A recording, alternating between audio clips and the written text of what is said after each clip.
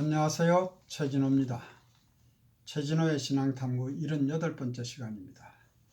이제 크리스마스가 며칠 앞으로 다가왔습니다.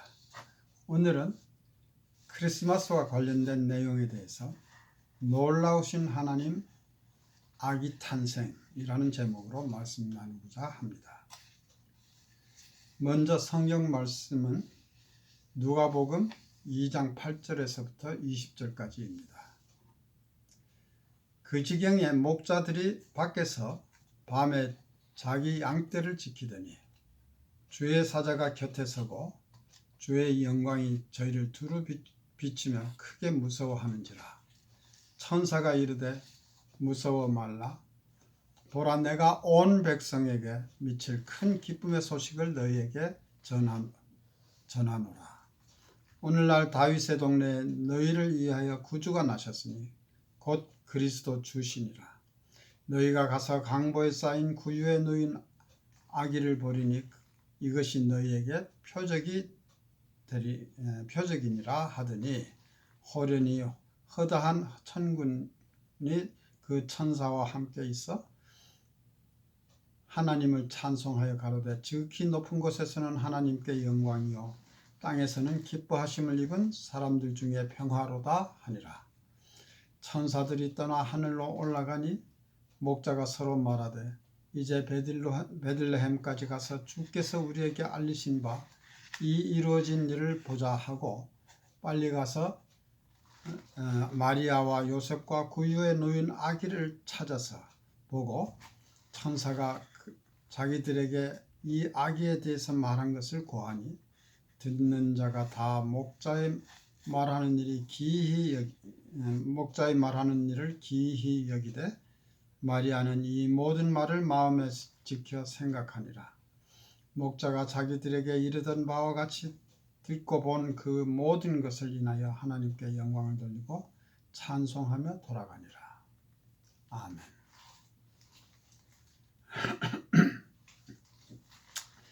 고대 문화에서는 미신적인 숭배의 형식으로 신에게 사람을 제물로 바치는 행위가 흔하게 행하여지곤 했습니다. 사람을 희생하는 방법은 신을 즐겁게 하는 목적으로 다양한 방법을 사용했습니다. 희생자는 죄인일 수도 있고 어린아이일 수도 있고 처녀인 경우도 있었습니다. 그들을 죽이는 방법도 불로 태우는 방법을 비롯해서 목을 베기도 하고 심장을 도려내는 방법, 산채로 매장하는 방법 등 다양했습니다. 이러한 일들은 고대 이집트나 바빌로니아, 모압족 등 고대 근동과 지중해 연안의 나라에서 많이 행해졌습니다.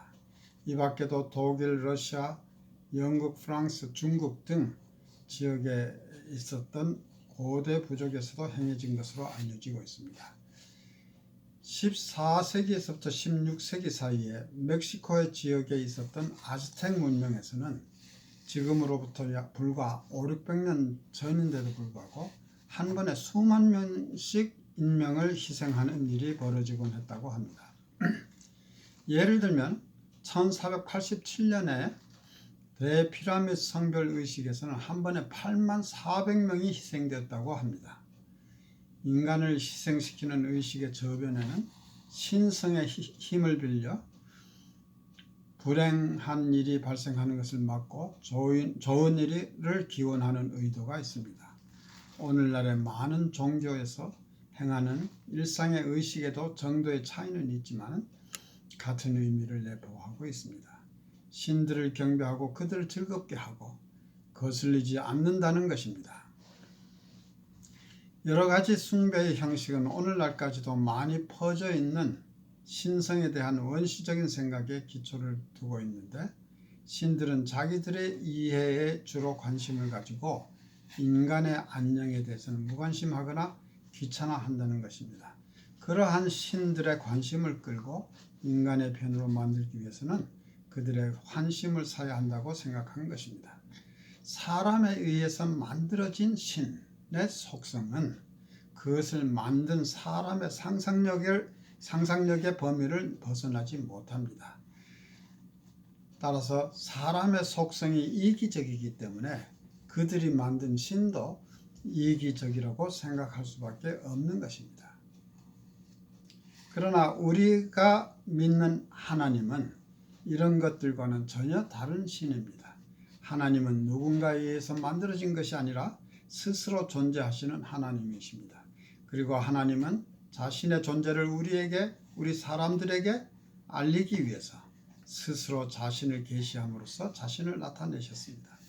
우리의 하나님은 전혀 가치도 없고 자격도 없는 사람들을 위해서 하나님이 먼저 사람들에게 복을 주시고 관심을 가지시는 것입니다. 하나님은 이 세상에 인간의 손으로 만들어진 어떤 신과도 다르고 비교도 할 수 없는 분입니다.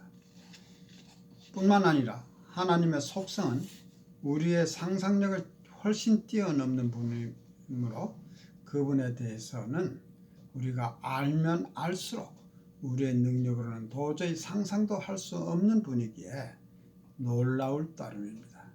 예수님이 탄생하실 때 사람들은 별 관심을 가지지 않았습니다. 그런데 예루살렘 밖에 들에 있던 목자들에게 천사가 나타났습니다.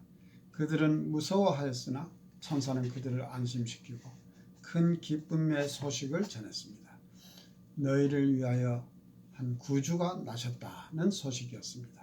그리고 호련히 허다한 천군이 그 천사와 함께 있어 하나님을 찬송하는데 지극히 높은 곳에서는 하나님께 영광이요 땅에서는 기뻐하심을 입은 사람들 중에 평화로다 라고 하였습니다.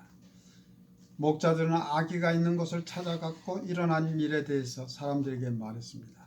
사람들이 다 놀랐지만 마리아는 이 모든 말을 마음에 지켜 생각하였습니다. 마태복음에 의하면 동방에서 박사들도 별을 보고 찾아왔습니다. 참 신이신 우리의 하나님은 사람들에게 희생을 요구하시지 않고 오히려 자신을 희생 제물로 제공하신 신이십니다. 자기 희생의 이야기, 이것은 단지 십자가의 죽으심만이 아니라 겸손하게 하늘의 영광을 버리시고 인간의 연약함을 위해서 하나님의 권능을 버리시고 모든 인류에게 하나님의 평화를 주시기 위해서 당신의 명예와 특권을 버리신 이야기인 것입니다. 이것은 앞에서 설명한 어떤 다른 거짓 신들과는 전적으로 다른 이야기입니다.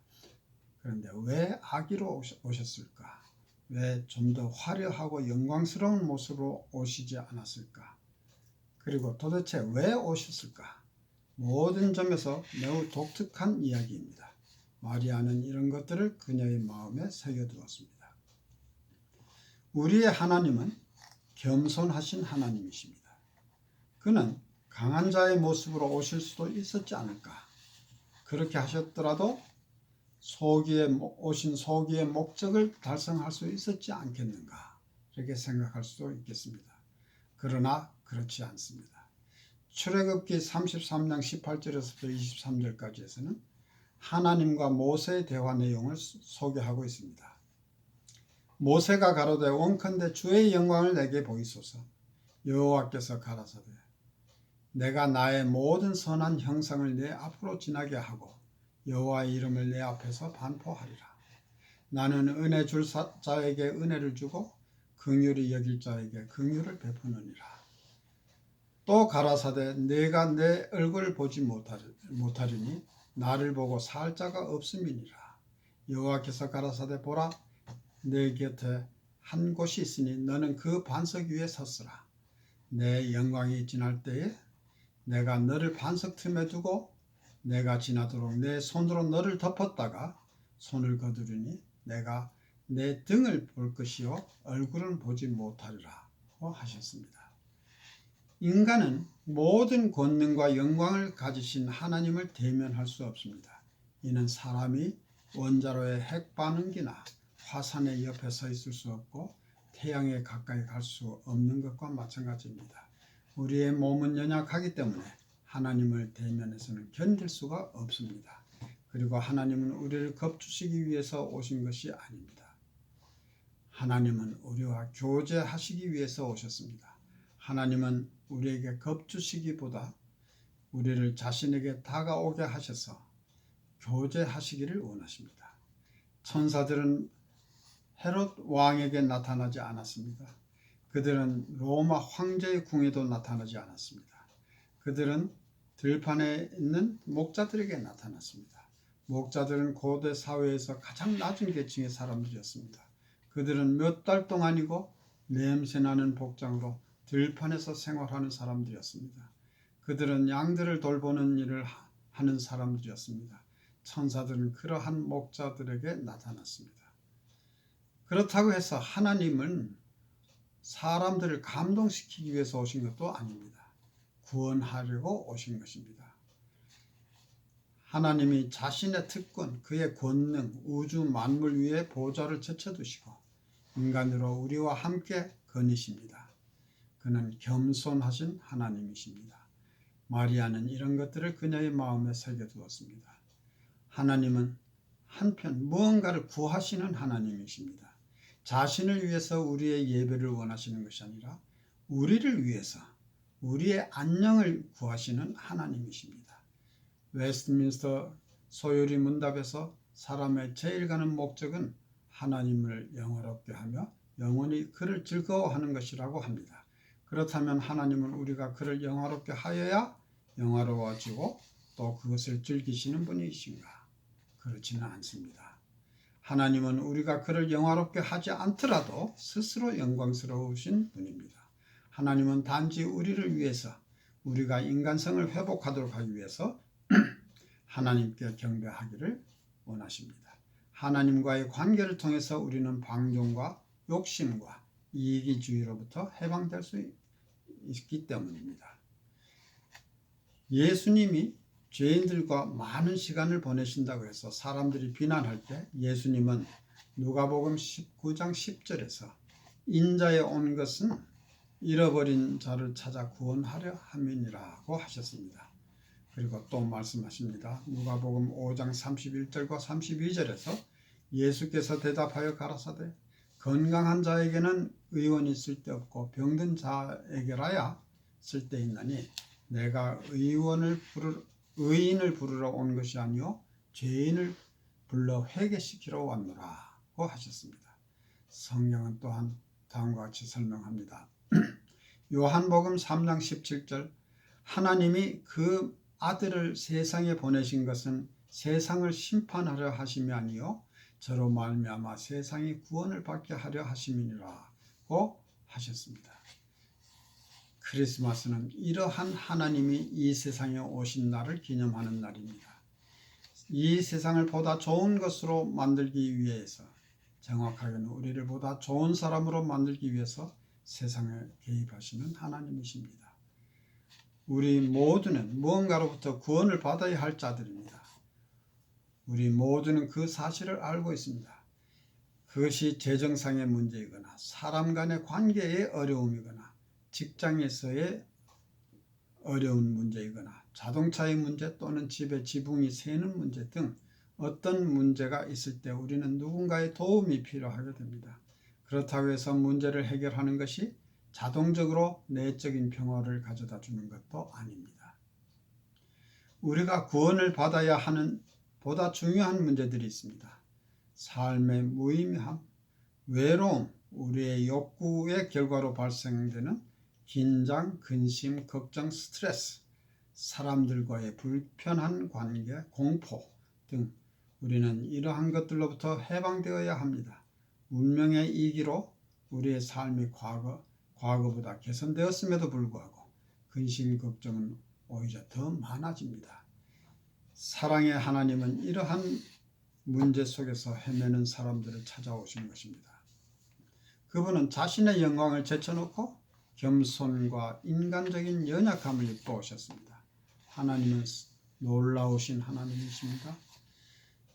크리스마스에 우리는 놀라우신 하나님을 발견하게 됩니다. 죄송합니다.